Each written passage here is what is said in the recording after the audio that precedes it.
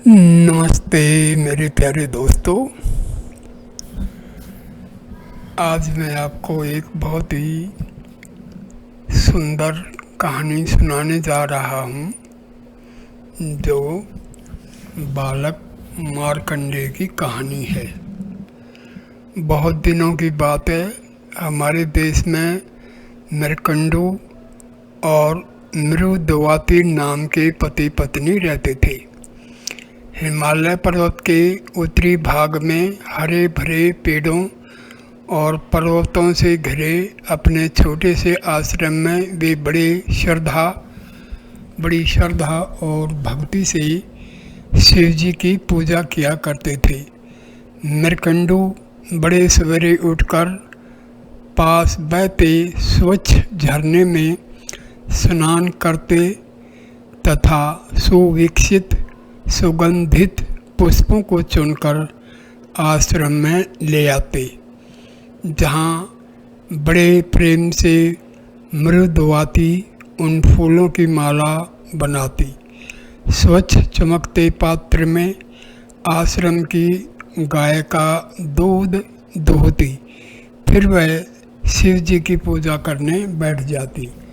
उन्हें दूध से नहलाती, मंत्र पढ़ती और श्रद्धापूर्वक प्रणाम कर माला भेंट करती। इस प्रकार रहते और शिव जी की आराधना करते बहुत समय बीत गया। मृकंडू और मृदुवाती की आयु बढ़ने लगी, परंतु उन्हें पुत्र का मुख देखना नसीब नहीं हुआ। वे चिंता करने लगे, बुढ़ापे में हमारी देखभाल कौन करेगा, देवताओं की पूजा कौन करेगा, आश्रम की रक्षा कौन करेगा।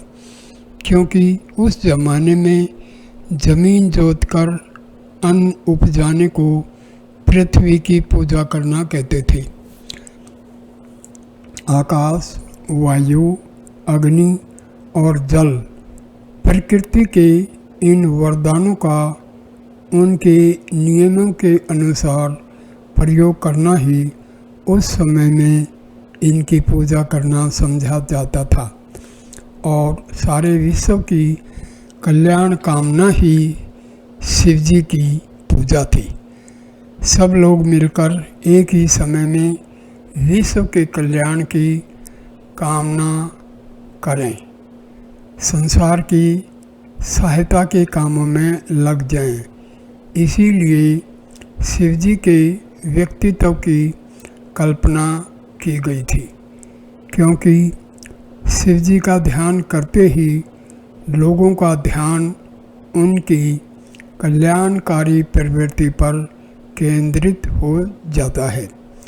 अंत में हताश होकर दोनों पति पत्नी एक दिन शिव जी का ध्यान करते हुए आश्रम के निकट बैठ गए और बोले, भोलानाथ, अब हम यहाँ से नहीं उठेंगे जब तक तुम हमारी इच्छा पूरी नहीं करोगे।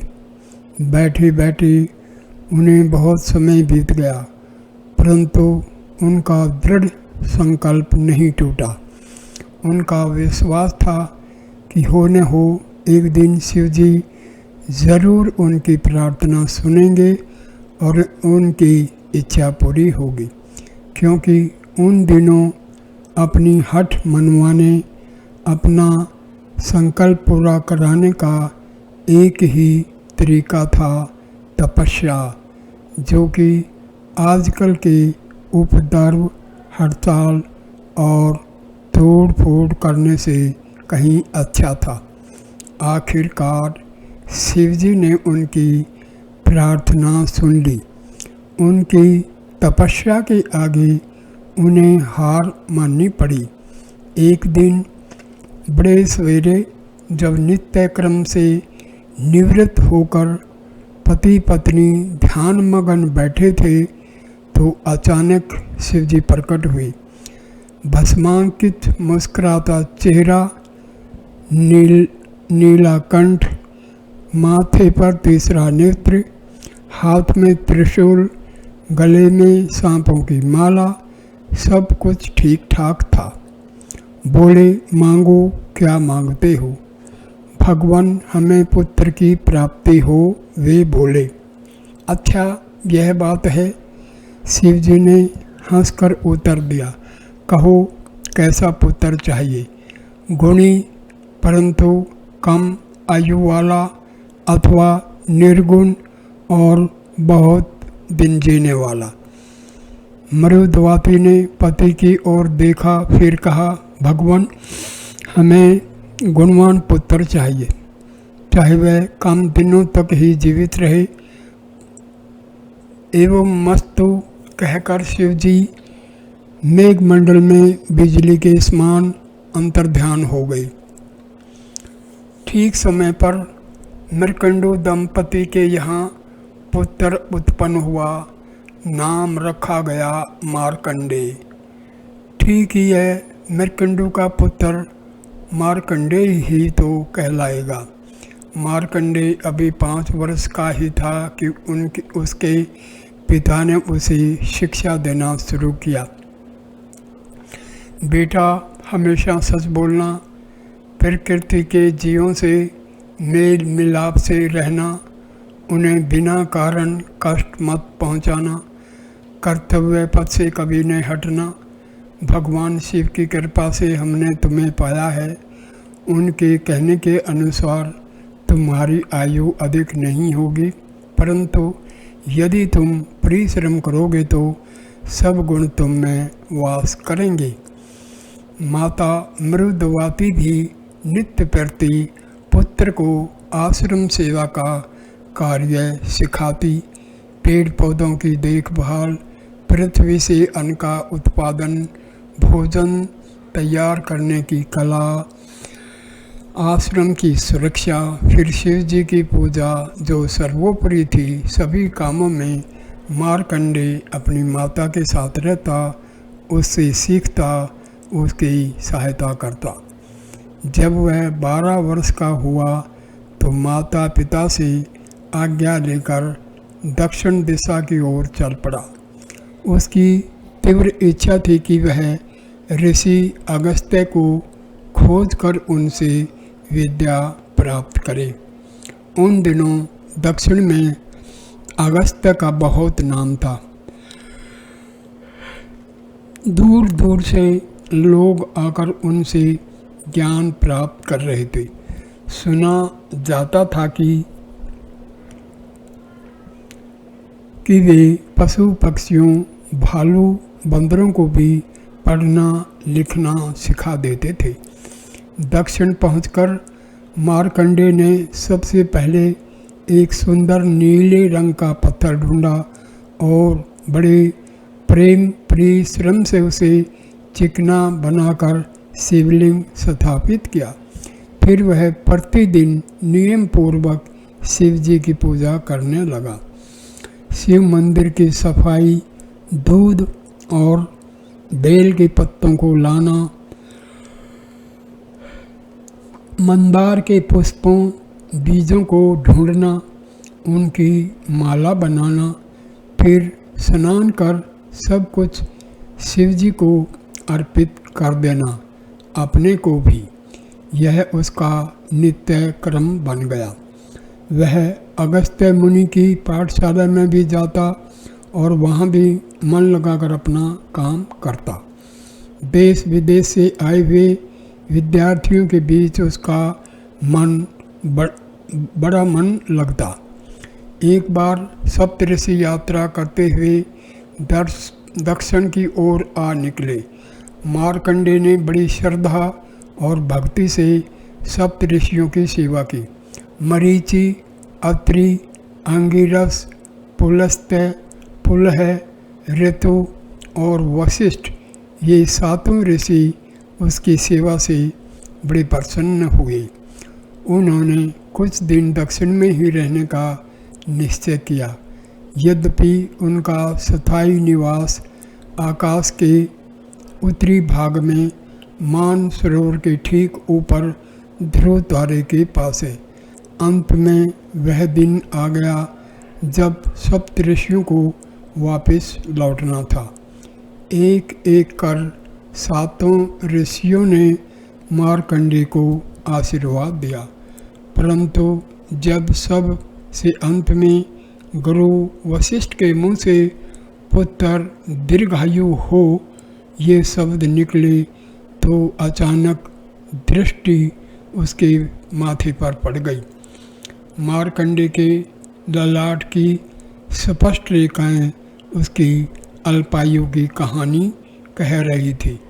वशिष्ठ ने तुरंत भांप लिया कि इस लड़के की मृत्यु निकट है और मेरा आशीर्वाद व्यर्थ जाएगा। 7 ऋषि बड़े सोच में पड़ गए। वे मार्कंडेय की सेवाओं से इतने प्रसन्न थे कि किसी प्रकार भी उसकी मृत्यु नहीं चाहते थे। उस समय वे कुछ भी न बोलकर दौड़े दौड़े ब्रह्मा के पास गई और उनसे बालक को दीर्घायु बनाने की प्रार्थना करने लगे। सप्तऋषियों की बातें सुनकर ब्रह्मा बहुत जोर से हंसे। आप लोग व्यर्थ ही चिंता करते हैं। उन्होंने कहा, यह लड़का तो शिव का उपासक है। शिव जी क्या अपने भक्तों को छोड़ देंगे? आप लोग चिंता न करें। शिव का भगत कभी कष्ट नहीं उठाता। सप्त ऋषिगण आश्वस्त होकर अपने घर चले गए। इधर दक्षिण में प्रवास करते और अगस्त्य मुनि से शिक्षा प्राप्त करते 4 वर्ष बीत गए थे। मार्कंडेय 16 वर्ष का हो गया था। अब मृत्यु के देवता यम को भी अपने कर्तव्य की याद आई। तुरंत अपना पास हाथ में लेकर यम मार्कंडेय के पास पहुंच गया और पीछे से पास का फंदा किशोर व बालक के गले में डाल दिया। परंतु मार्कंडेय तो उस समय अपने इष्ट देव की पूजा में मगन था। उसने यम से थोड़ा ठहर जाने को कहा। बालक की बात सुनकर यम बहुत जोर से हंसा। अरे मूर्ख, मौत भी किसी के लिए ठहरती है। वह बोला,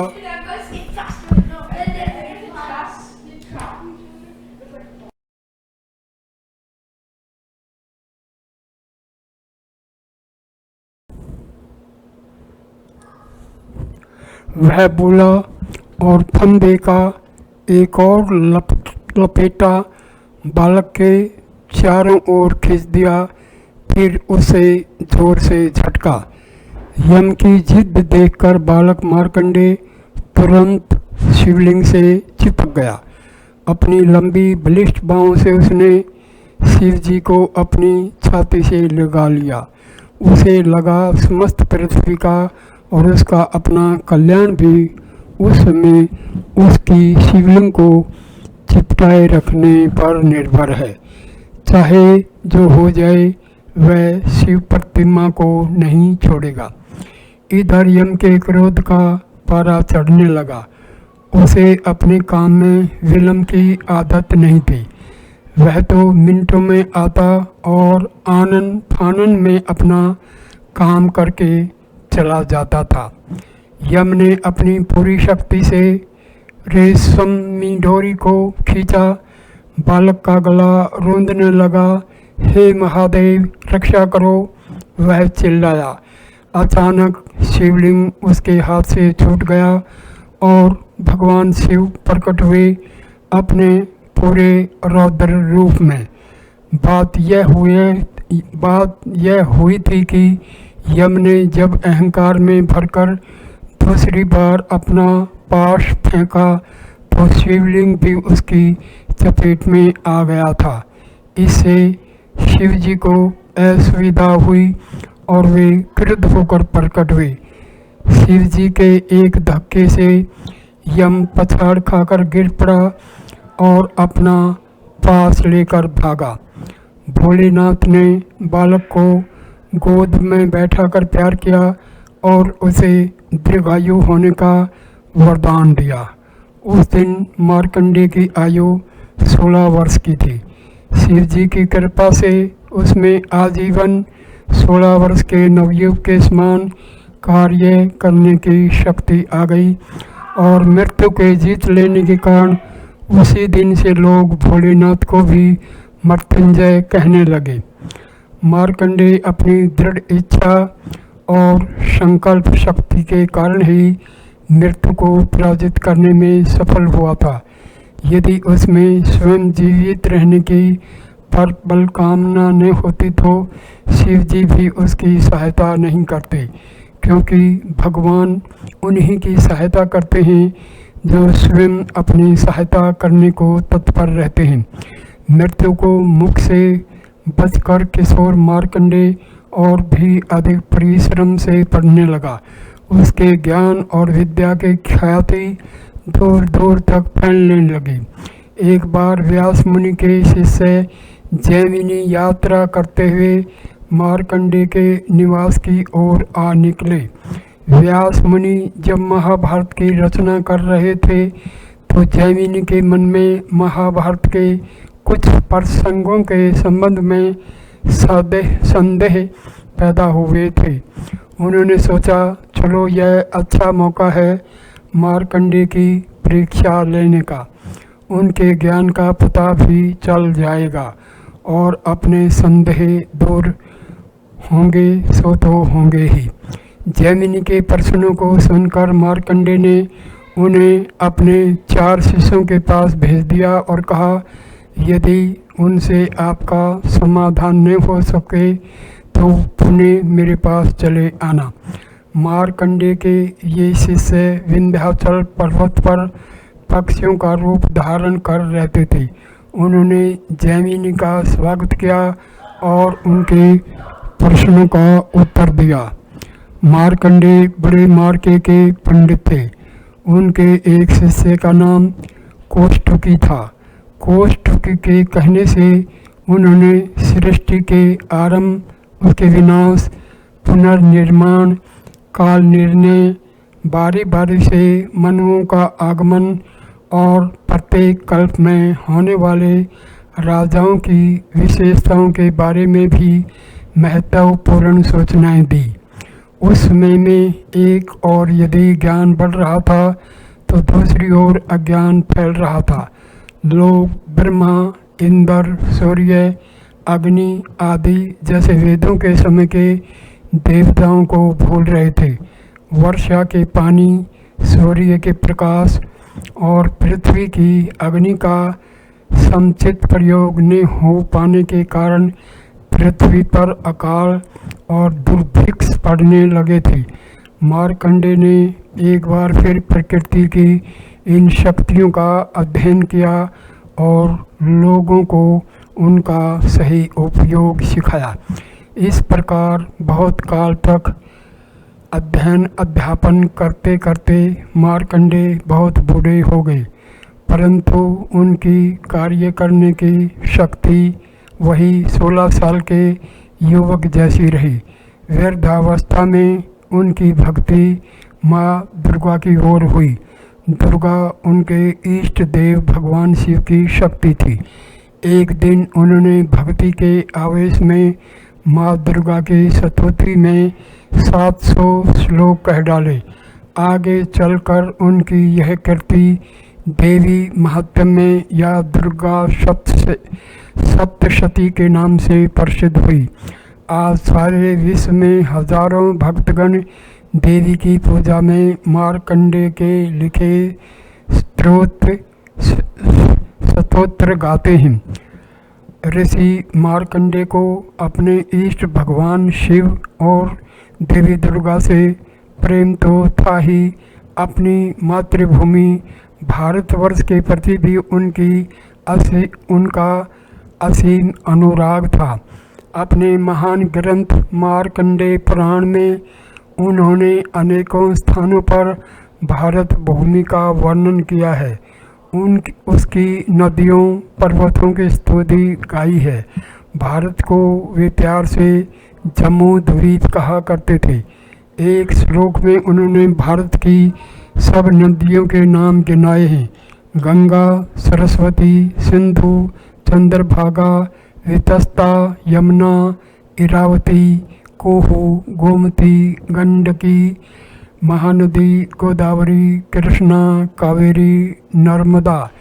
जैसे कोई अपने प्रियतम का नाम बार बार कागज पर लिखे, उसी प्रकार उन्होंने भारत के समस्त पहाड़ों से निकलने वाली सब नदियों के नाम लिख डाले। मार्कंडेय को अपने समय के स्त्री पुरुषों का भी अच्छा ज्ञान था। अपने पुराण में उन्होंने सत्यवादी राजा हरिश्चंद्र की कथा लिखी। मुनि विश्वामित्र ने हरिश्चंद्र की परीक्षा लेने के लिए उन्हें बड़े कष्टों में डाला। राजा हरिश्चंद्र को राजपाट छोड़कर एक शमशान में नौकरी करनी पड़ी। अपनी पत्नी को बेचना पड़ा, परंतु वे अपनी सत्य प्रतिज्ञा से नहीं हटे। इसी बीच उनके पुत्र रोहितास को सांप ने काट खाया और उसकी मृत्यु हो गई। मार्कंडेय ने अपने शिष्यों के लिए साध्वी मदालसा की कहानी भी लिखी, जो इतनी विदुषी थी कि उसने अपने सब पुत्रों को स्वयं शिक्षित किया।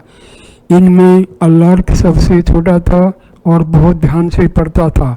मार्कंडेय ने अपने ग्रंथ में अच्छे और बुरे प्रकार के मनुष्यों की कहानी लिखी।